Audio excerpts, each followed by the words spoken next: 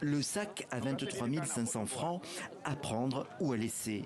Ça discute ferme, comme chaque jour sur le marché de céréales de Maroua, dans la région extrême nord du Cameroun.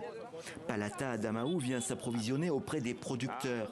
L'affluence des grossistes comme lui a considérablement baissé depuis l'arrêté régional interdisant toute exportation de riz, de mil, de maïs et de sorgho produits localement. Pourtant, les transferts vers le Nigeria ou le Tchad semblent se poursuivre. Les gens nous disent qu'on a interdit l'exportation des céréales vers d'autres pays, mais les exportateurs achètent et ça continue de sortir.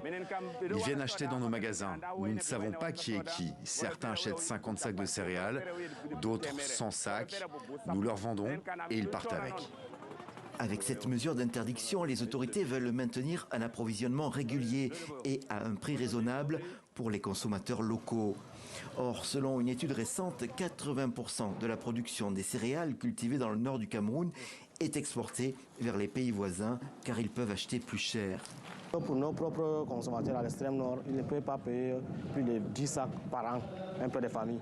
Alors que si les commerçants viennent du Nigeria, du Tchad, ils peuvent payer 1000 sacs, 200 sacs. Ici, chaque habitant consomme en moyenne 80 kg de maïs par an. Les céréales sont la base de l'alimentation. Et malgré ces mesures, les familles peinent de plus en plus à se nourrir. Regardez mon magasin. Ici, je mettais 2 à 3 sacs. Lorsque les revenus, le sac était abordable, le prix était abordable. Mais maintenant, vous avez vu, il n'y a rien. Malgré l'interdiction du gouvernement concernant l'exportation du céréal hors du Cameroun, nous, on vit la même chose. Ça n'a rien changé du tout. Le prix reste le même, voire même augmenté encore beaucoup plus. Alors, au-delà des exportations, il semble que l'extrême nord du Cameroun souffre d'un réel déficit de production. Il est dû à la baisse de la pluviométrie d'une part et d'autre part aux menaces de Boko Haram qui poussent les agriculteurs à déserter leurs champs.